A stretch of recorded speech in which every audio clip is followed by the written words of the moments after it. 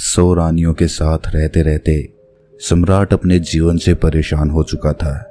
उसे अपनी युवावस्था के वो दिन याद हो आए जब उसके मन में स्त्रियों के प्रति कोई आकर्षण नहीं था, जब उसे काम शक्ति और काम वासना के बारे में पता तक नहीं था।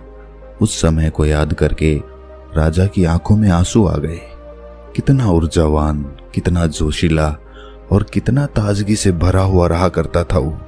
और आज वो सम्राट बूढ़ा हो चुका था, लेकिन बूढ़ा होने के बाद भी वो अपनी कामवासना से छुटकारा नहीं पा सका था। यूं तो उसने हजारों युद्ध जीते थे, लेकिन अपने मन पर वो आज तक विजय प्राप्त नहीं कर पाया था। अपनी कामवासना के सामने उसने अपने घुटने टेक दिए थे।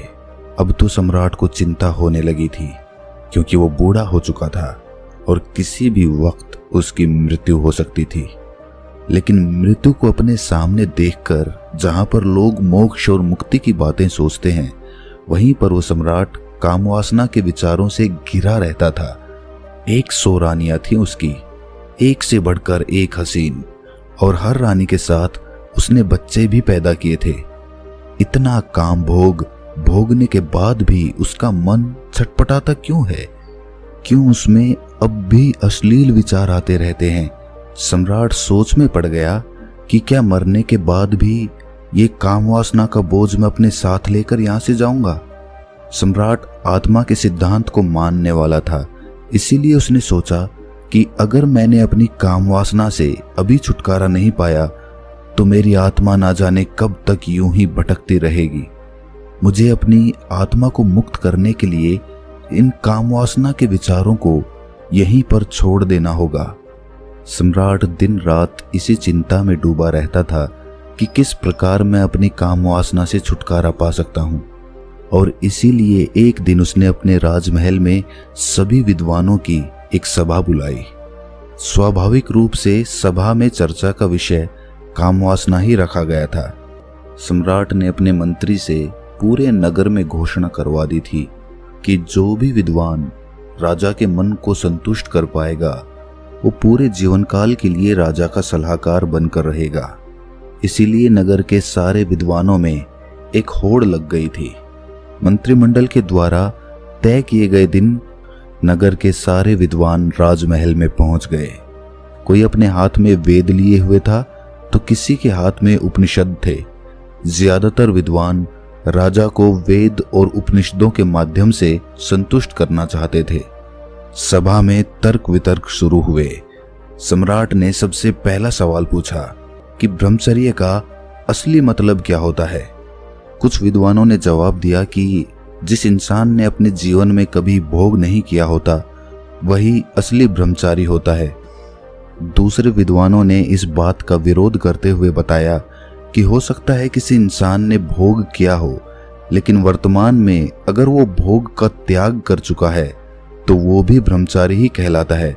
और वास्तविकता में वही ब्रह्मचारी होता है जो भोग करने के बाद उसका त्याग कर देता है, वही ब्रह्मचारी कहलाता है। सम्राट को किसी विद्वान के उत्तर से संतुष्टि नहीं हो रही थी और इधर विद्वान आपस में तर्क वितर्क करने पर लगे हुए थे। कुछ ही देर में वहां पर एक बहुत ही अनूठा विद्वान पहुंचा। वो अपने साथ बेहद खूबसूरत 2 युवतियों को लिए हुए था। उस विद्वान ने वहां पहुंचते ही पहले तो देरी से आने के लिए सम्राट से क्षमा मांगी। उसको देखकर बाकी के सब विद्वान हंसने लगे। एक विद्वान ने सभा में खड़े होकर कहा कि जो इंसान खुद काम वासना से ग्रस्त हो वो दूसरे को काम वासना से छुटकारा कैसे दिला सकता है। इस पर इस विद्वान ने मुस्कुराते हुए उससे पूछा कि तुम्हें ऐसा क्यों लगता है कि मैं काम वासना से ग्रस्त हूं? उस विद्वान ने कहा कि तुम हमें अंधा समझते हो, क्या हमें बेवकूफ समझते हो? तुम यहाँ राजमहल में 2 युवतियों के साथ प्रवेश कर रहे हो, इसका मतलब क्या होता है? इसका अर्थ तो सीधा सीधा यही है कि तुम एक काम वासना से ग्रस्त आदमी हो। क्या मैं गलत कह रहा हूं? उस विद्वान ने मुस्कुराते हुए जवाब दिया कि महाशय, जिन युवतियों की तुम बात कर रहे हो वो दोनों मेरी बहनें हैं और वो भी मेरी ही तरह कामवासना की गहरी समझ रखती हैं। इस विद्वान ने सम्राट को संबोधित करते हुए कहा कि हे राजन, असली ब्रह्मचारी वही होता है जिसकी नजरों में एक पुरुष और एक महिला का अंतर हट गया हो। जब किसी इंसान की काम वासना खत्म हो जाती है, जो पूर्ण रूप से ब्रह्मचारी हो जाता है, उसके लिए सभी का शरीर एक इंसान का शरीर होता है। उसके अंदर किसी महिला को देखकर काम वासना के विचार उठना तो दूर, वो तो भेद भी नहीं कर पाएगा कि ये एक महिला है। उस ब्रह्मचारी के लिए हर एक जीवात्मा एक प्रकार की होती है। शारीरिक रूप से वो उनमें कभी भी भेद नहीं करेगा। उस विद्वान ने आगे बताया कि जो भी विद्वान यहाँ सभा में उपस्थित हैं, उन सभी को मेरे साथ ये 2 युवतियां दिखी। तो ये तो स्पष्ट हो गया कि यहाँ पर कोई भी असली ब्रह्मचारी का मतलब या अर्थ नहीं समझता है। सम्राट को ये विद्वान बड़ा ही अनूठा लगा। उसने ना तो कोई वेद पढ़े, ना कोई उपनिषद का ज्ञान दिया। वो तो वही बता रहा था जो स्वाभाविक रूप से आदमी की समझ में आता है। इसीलिए सम्राट ने प्रभावित होकर अगला सवाल पूछा कि आखिर एक इंसान को ब्रह्मचर्य का पालन करने की क्या जरूरत है? जब वो भोग करके जीवन का आनंद उठा सकता है, तो वो क्यों ब्रह्मचर्य का पालन करे? इस पर उस विद्वान ने सम्राट से एक सवाल किया। उसने पूछा कि सम्राट, मुझे एक बात बताओ कि एक पेड़ ज्यादा ताकतवर होता है या फिर एक बीज? सम्राट ने उत्तर दिया कि एक पेड़ एक बीज से ही तो जन्म लेता है, तो इस प्रकार तो एक बीज एक पेड़ से ज्यादा ताकतवर हुआ। विद्वान ने बताया कि सम्राट, उसी प्रकार हमारे शरीर में भी काम शक्ति रूपी बहुत सारे बीज होते हैं। उनमें असीम ऊर्जा होती है जो हमारे लिए आनंद का स्रोत पैदा करती हैं। लेकिन काम वासना में ग्रस्त होकर हम अपने काम शक्ति रूपी बीजों को यूं ही नष्ट करते रहते हैं, बर्बाद करते रहते हैं। और उन बीजों के नष्ट हो जाने के कारण एक आदमी ढीला, आलस्य से भरा हुआ, हमेशा थका थका सा रहता है। याद रखना, हमारे भोजन से हमारा रक्त बनता है, रक्त से हमारा मांस, हमारी हड्डी और आखिर में काम शक्ति रूपी बीज बनते हैं, जो कि बहुत ही कम मात्रा में होते हैं। इसीलिए अपने मन में उठने वाली काम वासना के लिए उन बीजों को नष्ट करना कहीं से भी तार्किक नहीं है। ब्रह्मचर्य का पालन करने से उन बीजों की शक्ति हमारे आंतरिक स्वरूप में समा जाती है, जो हमारे चेहरे पर तेज पैदा करती है, हमारे शरीर को बीमारियों से बचाती है। और यही काम शक्ति रूपी बीज जब ध्यान के माध्यम से ऊर्जा में परिवर्तित कर दिए जाते हैं, तो यही आनंद का स्रोत बन जाते हैं। सम्राट ने अगला सवाल पूछा, जो सम्राट के जीवन के लिए बहुत ही महत्वपूर्ण था। सम्राट ने पूछा कि काम वासना से छुटकारा किस प्रकार पाया जाए। विद्वान ने उत्तर दिया कि हे सम्राट, जो बुद्धिमान होता है वो ये जानता है कि काम वासना रूपी कुएं का पानी जो जितना ज्यादा पिएगा उतनी ही ज्यादा प्यास उसे लगेगी, उसकी प्यास कभी नहीं बुझेगी। इसीलिए या तो वो कभी इस काम वासना रूपी कुएं का पानी पीता ही नहीं, और अगर ग्रस्त जीवन होने के कारण मजबूरीवश उसे कभी इस कुएं का पानी पीना भी पड़ जाता है, तो वो सिर्फ एक कुएं का पानी पीता है। उस विद्वान ने राजा को संबोधित करते हुए कहा कि हे राजन, आपके जीवन में आपने 100 रानियों से शादी की, लेकिन आपने भी महसूस किया होगा कि जिसकी प्यास बुझनी होती है उसकी प्यास एक ही जगह पर बुझ जाती है, लेकिन जिसकी प्यास नहीं बुझनी होती, चाहे वो 100 स्त्रियों के साथ भोग कर ले, लेकिन फिर भी उसकी प्यास अधूरी रह जाएगी।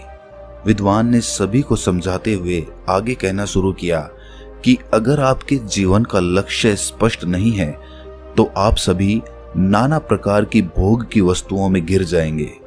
लेकिन वहीं पर अगर आपका लक्ष्य स्पष्ट है, तो आप अपना पूरा ध्यान अपने लक्ष्य को पूरा करने में लगाएंगे, ना कि भोग करने में।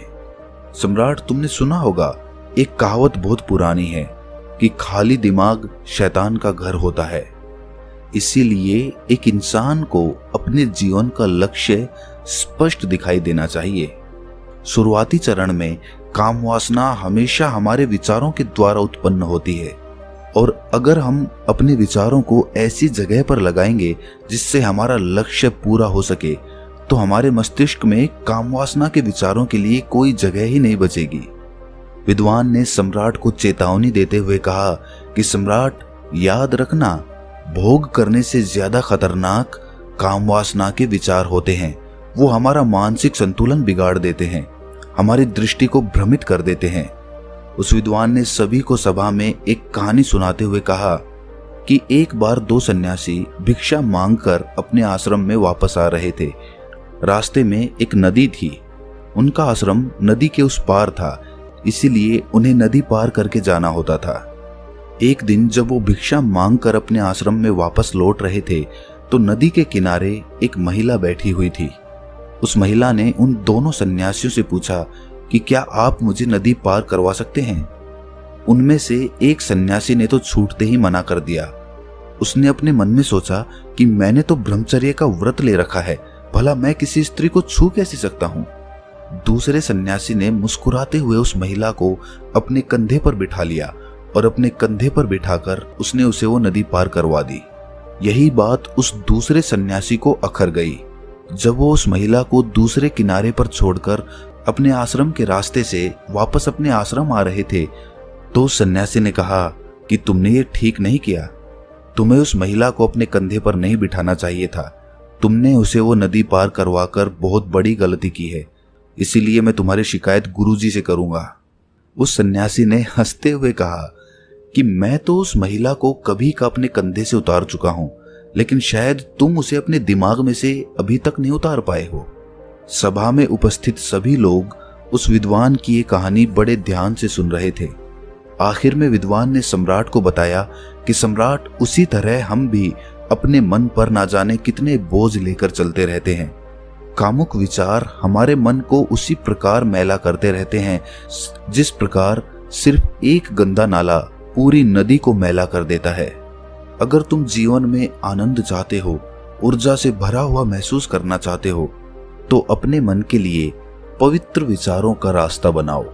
उस विद्वान ने आखिर में सबसे महत्वपूर्ण सीख बताते हुए कहा कि जीवन में अगर किसी भी वस्तु का होशपूर्वक भोग किया जाए तो मन उसकी अनित्यता समझ लेता है। मन समझ लेता है कि ये वस्तु हमें हमेशा के लिए आनंद नहीं दे सकती, हमें परमानंद के लिए कोई और रास्ता चुनना होगा। और जब मन इन बातों को समझने लगता है तो अपने आप ही उसमें से काम वासना के विचार विलीन होने लगते हैं। इसीलिए होश में रहकर वस्तुओं का भोग करना सीखो, जिससे तुम उनकी अनित्यता समझ सको। ये सुनकर सम्राट ने प्रश्न किया कि होशपूर्वक भोग भोगने से तुम्हारा मतलब क्या है। इस पर उस विद्वान ने सम्राट को समझाते हुए उत्तर दिया कि जिस मनुष्य का चित्त एक काम में पूरी तरह से नहीं लग पाता है, वो किसी भी कर्म को परिपूर्णता में नहीं कर पाते हैं। इसीलिए उस कर्म का फल हमें पूरी तरह से नहीं मिल पाता है। उदाहरण के लिए, जब एक मनुष्य किसी दूसरे मनुष्य को दान देता है तो दान देते वक्त उसका मन किसी लक्ष्य की प्राप्ति के लिए सोच रहा होता है। उसी प्रकार जब कोई आदमी भगवान से प्रार्थना करता है तो वो उनकी पूरे चित्त से, भक्ति भाव से आराधना करने की बजाय वो अपनी इच्छा प्राप्ति के लिए प्रार्थना कर रहे होते हैं। सम्राट, तुम खुद सोचो, अगर कोई मनुष्य पूरे चित्त से कोई कर्म करता ही नहीं तो उसे उस कर्म का पर्याप्त फल कैसे प्राप्त होगा। ये तो असंभव सी बात लगती है। सम्राट, जो जीवन में घटित हो रहा है उसे घटित होने दो और आखिर में यही तुम्हें अंतिम सत्य तक पहुंचा देगा। लेकिन जो कुछ भी घटित हो रहा है उसमें तुम अपना पूरा चित्त लगाओ। पूरा चित्त लगाओगे तो तुम्हारा ध्यान वहां पर लगेगा, और जब तुम्हारा ध्यान वहां पर लगेगा तो वही काम होशपूर्वक होने लगेगा। जागते हुए कोई कर्म करने से बाद में पश्चाताप हो ही नहीं सकता। पश्चाताप तभी होता है जब हम सोए सोए कोई काम करते हैं। और उसी प्रकार हम सोए सोए ही सोचते रहते हैं कि हमें काम वासना से छुटकारा पाना है, लेकिन ये सब संकल्प आदमी सोते सोते ही लेता है। जागृत अवस्था में संकल्प लेने की जरूरत ही नहीं पड़ती, क्योंकि खुली आंखों से जागते हुए कोई मनुष्य गलती कर ही नहीं सकता। इसीलिए काम वासना से छुटकारा पाने की बजाय ये सोचो कि तुम उसे होशपूर्वक जागते हुए कैसे भोग सकते हो। और एक बार जब तुम उसका होशपूर्वक भोग कर लेते हो तो उसके बाद तुम्हें खुद ही महसूस होगा कि ये कर्म तुम्हारे अंदर क्या बदलाव ला रहा है। अगर वो तुम्हारे अनुसार सही नहीं होगा, तुम्हें गलत लगेगा, तो तुम उसे वैसे ही छोड़ दोगे, तुम्हें संकल्प लेने की जरूरत ही नहीं पड़ेगी। लेकिन होश की स्थिति तक पहुंचने के लिए तुम्हें ध्यान का मार्ग अपनाना होगा। ध्यान करने से ही आदमी की निद्रा टूटती है, वो जागृत अवस्था में आता है, और जब वो जागृत अवस्था में आता है तो उसका चित्त एक काम पर पूरी तरह से लगने लगता है, और उसके बाद होशपूर्वक उस कर्म को करने के बाद उस कर्म की अनित्यता को हमारा मन अपने आप समझने लगता है। विद्वान ने अपनी बात को और गहराई से समझाते हुए समझाया कि सोए हुए इंसान को तो रास्ते पर पड़ा हुआ सांप भी दिखाई नहीं देता, वो भी उसे तब पता चलेगा जब वो सांप पर पैर रख देगा। और इसी प्रकार तो हर इंसान कार्य करता है। जब वो रास्ते पर चलता है तो अपने विचारों में, अपनी भविष्य की योजनाओं में उसका मन हमेशा उलझा रहता है। उसका ध्यान अपने चलने पर तो होता ही नहीं है, तो रास्ते पर कहां से होगा। ये सब लक्षण एक सोए हुए मनुष्य के होते हैं, और जब वो मनुष्य ये महसूस कर पाता है कि वो कितनी गहरी निद्रा में है, तो उसी समय उसके जीवन में ध्यान का उदय होता है। लेकिन सोए हुए इंसान को भला किस प्रकार दिखाई देगा कि वो सोया हुआ है? या तो कोई उसे हिलाकर जगाए या उसे बताए कि तुम सोए हुए हो, तब तो उसकी नींद टूटेगी। लेकिन ऐसे मनुष्य हमें कम ही मिलते हैं जो हमें ये एहसास कराते हैं कि हम कितनी गहरी निद्रा में सोए हुए हैं। हमारा मन विचारों का, भविष्य की योजनाओं का, अतीत के दुखों का एक दफ्तर बन चुका है। वो सम्राट इस विद्वान के उत्तरों से बहुत प्रभावित हुआ, और उस सम्राट ने इस विद्वान को अपने पूरे जीवन काल के लिए अपना सलाहकार बना लिया। तो दोस्तों, कैसी लगी ये कहानी आपको? कमेंट सेक्शन में ज़रूर बताना, और अच्छी लगी हो तो इस चैनल को सब्सक्राइब करके नोटिफिकेशन बेल को ज़रूर प्रेस कर देना। तो मिलते हैं अगली कहानी में, तब तक के लिए अपना ख्याल रखें।